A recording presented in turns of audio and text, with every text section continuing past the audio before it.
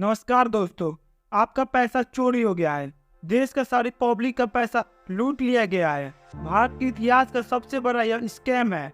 आपको मेरी बात सुनकर ऐसा लग रहा होगा कि मैं चीजों को बढ़ा चढ़ा कर बोल रहा हूँ, बट ऐसा कुछ भी नहीं है। बात यह है, यह इलेक्ट्रॉनिक बॉन्ड स्कैम यह कोई एक घोटाला नहीं है, बल्कि यह एक घोटालों का भंडार है।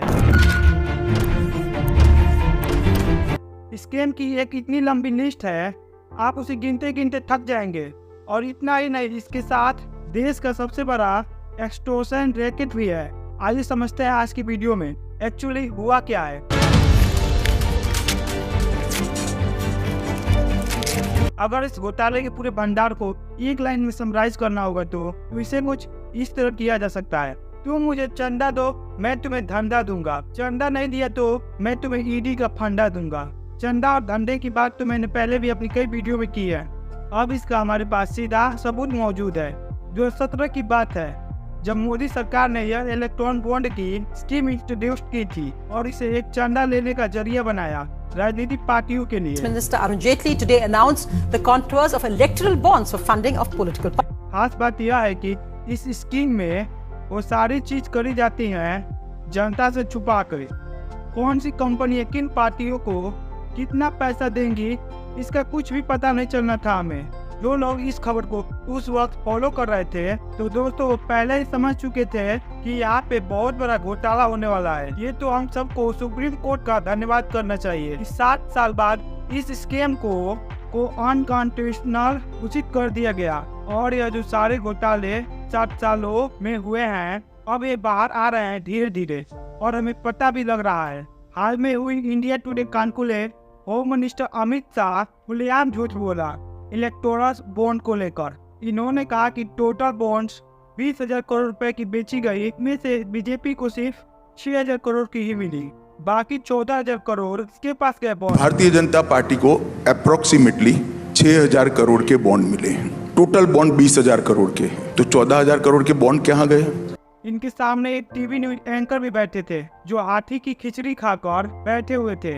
या तो यह भूल गए या फिर इनकी हिम्मत नहीं हुई अमित शाह को फैक्ट चेक करने की, क्योंकि ये ECT data total bonds 20 crore की नहीं बता रही है, बल्कि यह 12,700 करोड़ की थी। अप्रैल 2019 से लेकर जनवरी 2024 के बीच में जो इन कैश कराई गई, इन 1200 करोड़ में से बीजेपी के पास 600 करोड़ के ही बॉन्ड्स गए, जो कि 47.5% होता है। इसी समय पर जो दूसरे नंबर पर पार्टी थी तृणमूल कांग्रेस, जिन्हें 1600 करोड़ के बॉन्ड्स मिले, यानी 12.6%। थर्ड पे आती है कांग्रेस, जिन्हें 1400 करोड़ के साथ, जिनका 11.1% होता है। लेकिन दोस्तों मैं आगे की भी लिस्ट गिन देता हूँ। चौथे नंबर पर आती है बीआरएस 1200 करोड़ के साथ। अब 5वें नंबर पर आती है बीएचडी 700 करोड़ के साथ। अब 6वें नंबर पर आती है पीएमके 600 करोड़ के साथ। 7वें नंबर पर आती है वाईएसआर 300 करोड़ के साथ। 8वें नंबर पर आती है टीडीपी 200 करोड़ के साथ और 9वें नंबर पर आती है शिवसेना 150 करोड़ के साथ। अब जो बाकी पार्टी थी आरजेडी, आप, जीडीएस, एसकेएम, एनसीपी, इन्हें 30 करोड़ से लेकर 75 करोड़ के बीच इन्हें चंदा मिला। इन लिस्ट को देखने के बाद बीजेपी पॉलिटिशियन और मोदी सपोर्टर बहाना मारते हैं कि बीजेपी तो बहुत बड़ी पार्टी है, इसके पास 300 से ज्यादा एमपी है, इतने सारे एमएलए हैं और इसके साथ और हजारों पार्टी वर्कर्स हैं, तो इन्हें ज्यादा चंदा मिल रहा है, तो जस्टिफाइड है ना। और अगर हम चंदा कैलकुलेटर पर एमपी का रेशियो निकाले तो बीजेपी का यह रेशियो बाकी पार्टियों से बहुत कम निकलती है। इसका मतलब यह हुआ कि बीजेपी इतनी बुरी भी नहीं। जैसे कि मैं पहले आपको यहाँ पे बताया, इसके में यहाँ पे है, तुम मुझे चंदा दो, मैं तुम्हें धंधा दूंगा। और चंदा नहीं मिला तो मैं तुम्हें ईडी का फंडा दूंगा।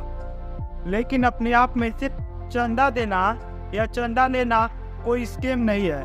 डोनेट तो कोई भी कर सकता है राजनीतिक पार्टियों को, लेकिन अगर डोनेशन के बदले अगर कोई इन्हें कंटेंट दे दिया जाता है, जनता के टैक्स का पैसा इन्हें दिया जाता है, और जो कंपनी डोनेशन नहीं देती उन्हें ईडी का फंडा दिया जाता है। यह है असली घोटाले का भंडार। कल को सोचो विजय माल्या या नीरव मोदी यह कहने लगे, भाई हमारी तो इतनी बड़ी कंपनी है, इतने ज्यादा एम्प्लॉय हैं, इसलिए हम इतने सारे पैसे लूट लिए।